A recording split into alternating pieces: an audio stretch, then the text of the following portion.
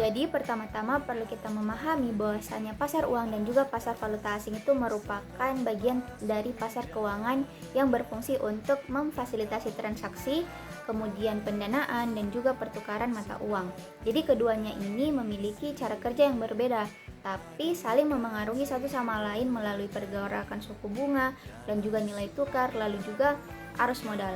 Berbicara tentang pasar uang, jadi pasar uang ini dia mempertemukan pihak yang membutuhkan dana jangka pendek dengan pihak yang memiliki dana lebih untuk dipinjamkan dalam waktu kurang lebih 1 tahun. Jadi transaksi dalam pasar uang ini dilakukan secara cepat dan juga bersifat liquid, sehingga pasar ini sangat penting untuk menjaga kelancaran arus kas keuangan suatu negara. Jadi dalam pasar uang itu berbagai lembaga keuangan dan juga investor menggunakan pasar ini sebagai sarana untuk mengelola likuiditas harian, memenuhi kebutuhan modal kerja, lalu menempatkan dana sementara sambil menunggu peluang investasi yang lebih panjang. Adapun tujuan dan fungsi dari pasar uang. Jadi tujuan pasar uang ini adalah menyediakan fasilitas pendanaan jangka pendek dan juga membantu menjaga stabilitas ekonomi. Bagi pihak yang memiliki kelebihan dana, pasar uang ini memberikan peluang investasi yang berisiko rendah. Jadi sementara pihak yang kekurangan likuiditas, pasar ini dia itu menyediakan sumber dana cepat yang dapat membantu memenuhi kebutuhan yang mendesak. Selain itu, fungsi dari pasar uang juga itu adalah sebagai alat bank sentral untuk mengendalikan jumlah uang yang beredar dan juga menjaga stabilitas moneter. Jadi instrumen pasar uang yang sederhana, fleksibel dan juga cepat membuat sangat ideal digunakan dalam pengelolaan di jangka pendek. Dengan demikian, pasar uang itu berperan penting dalam menjaga kestabilan ekonomi dan juga kelancaran aktivitas keuangan suatu negara. Baik, di sini saya akan menjelaskan terkait dengan instrumen pasar uang. Instrumen pasar yang diperdagangkan dalam pasar uang sangat beragam, karena setiap instrumen yang dirancang untuk memenuhi kebutuhan likuiditas jangka pendek bagi pelaku keuangan seperti bank, perusahaan, pemerintah, maupun lembaga investasi. Setiap instrumen memiliki karakteristik dan tujuan penggunaan dan tingkat risiko yang berbeda. Namun secara umum semuanya memiliki kesamaan, yaitu berupa jangka pendek atau kurang lebih dari 1 tahun. Risiko relatif rendah serta tingkat likuiditas yang tinggi. Jadi pasar valuta asing atau foreign exchange market, biasa juga disebut dengan forex, adalah suatu pasar global yang memperdagangkan mata uang dari berbagai negara. Pasar ini merupakan salah satu pasar keuangan terbesar di dunia dengan tingkat likuiditas yang sangat tinggi. Karena mata uang merupakan alat transaksi utama dalam perdagangan internasional, investasi, dan aktivitas ekonomi lainnya.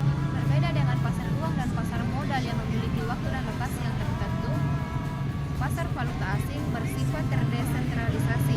Artinya, transaksi tidak terjadi di satu tempat saja, tetapi berlangsung melalui jaringan elektronik dan lembaga keuangan di seluruh dunia. Mulai dari bank sentral, bank komersial, perusahaan multinasional, trader institusional, hingga investor individu. Ini saya akan menjelaskan mengenai interaksi antara pasar uang dan pasar valuta asing. Pasar uang dan pasar valuta asing memiliki hubungan yang sangat erat. Perubahan suku bunga yang terjadi di pasar uang dapat mempengaruhi pergerakan nilai tukar di pasar valuta asing. Misalnya ketika suku bunga naik, instrumen pasar uang menjadi lebih menarik bagi investor asing sehingga meningkatkan permintaan terhadap mata uang domestik. Hal ini pada akhirnya dapat memperkuat nilai tukar mata uang tersebut. Sebaliknya, ketika suku bunga turun, investor memindahkan dananya ke negara dengan suku bunga yang lebih tinggi, sehingga penyebab permintaan terhadap mata uang domestik menurun dan nilai tukar melemah. Interaksi ini menunjukkan betapa pentingnya kedua pasar ini dalam menjaga stabilitas ekonomi. Adapun studi kasus yang kita ambil mengenai pasar uang yaitu pada PT Mandiri Tekstil yang sempat mengalami krisis likuiditas. Jadi PT Mandiri Tekstil ini merupakan perusahaan yang bergerak di bidang produksi kain dan juga pakaian. Pada periode tertentu, perusahaan ini sempat mengalami masalah pada arus kas. Hal ini disebabkan oleh keterlambatan pembayaran dari dua pelanggan utama mereka. Kedua pelanggan tersebut membutuhkan waktu hingga 45 hari untuk melunasi tagihan. Padahal, perusahaan itu harus membayar gaji karyawan, membeli bahan baku, dan juga menutupi biaya operasional lainnya. Keterlambatan pembayaran tersebut menyebabkan kas perusahaan itu menipis dan juga mengancam kelangsungan kegiatan produksi. Untuk mengatasi masalah tersebut, PT Mandiri Tekstil ini dia tuh memilih menerbitkan commercial paper sebesar 10 miliar dengan jangka 90 hari.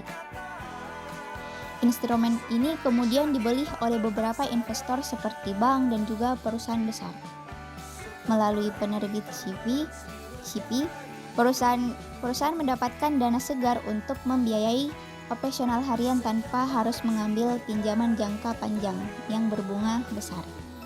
Setelah 90 hari, perusahaan dapat melunasi CP tersebut menggunakan dana yang masuk dari pembayaran pelanggan.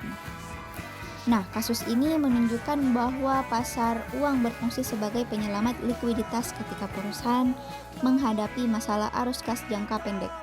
Tanpa pasar uang, bisa saja menghentikan produksi atau terpaksa meminjam dana dengan bunga jauh lebih mahal. Adapun studi kasus pasar valuta asing, yaitu dampak pelemahan rupiah pada perusahaan impor. Jadi pada tahun 2024, rupiah itu sempat mengalami pelemahan sangat signifikan akibat tekanan ekonomi global.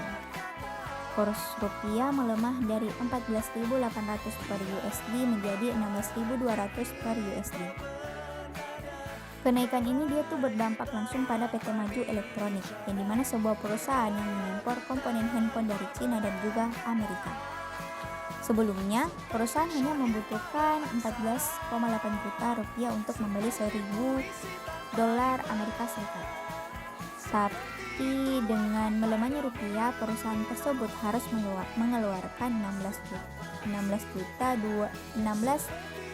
juta untuk jumlah dolar yang sama. Kenaikan harga dolar tersebut meningkatkan biaya impor sebesar 1-15%.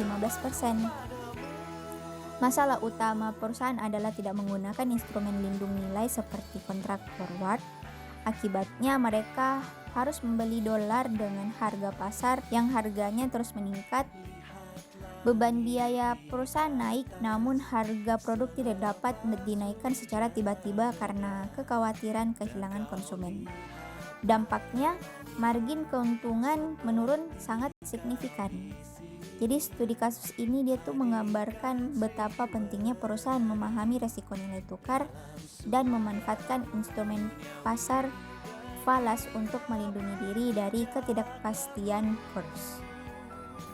Jadi bisa disimpulkan bahwasanya pasar uang itu merupakan tempat untuk memenuhi kebutuhan dana jangka pendek. Instrumen seperti commercial paper, sertifikat Bank Indonesia, dan juga call money itu berfungsi untuk menjaga kelancaran likuiditas perusahaan maupun bank.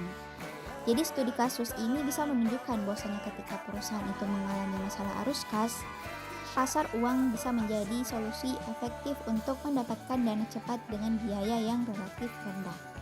Sedangkan pasar valuta asing adalah tempat dilakukannya transaksi jual beli mata uang internasional. Perubahan kurs dapat memberikan dampak besar bagi perusahaan, khususnya yang melakukan impor. Jadi dari studi kasus yang kita bahas, terlihat bahwasanya pelemahan rupiah dapat meningkatkan biaya impor dan juga menekankan laba perusahaan jika mereka tidak menggunakan instrumen lindung nilai atau hedging. Kedua pasar ini tidak berdiri sendiri, namun pasar uang dan pasar falas ini saling berinteraksi. Lalu kebijakan moneter, terutama perubahan suku bunga Bank Indonesia, bisa memengaruhi arus modal masuk dan juga keluar sehingga berdampak langsung pada nilai tukar. Studi kasus kenaikan suku bunga menunjukkan bahwasanya tindakan di pasar uang dapat memperkuat rupiah di pasar valuta asing. Secara keseluruhan, pemahaman mengenai kedua pasar ini sangat penting karena kedua berperan sangat besar dalam stabilitas ekonomi, kegiatan bisnis perusahaan, serta kebijakan moneter nasional.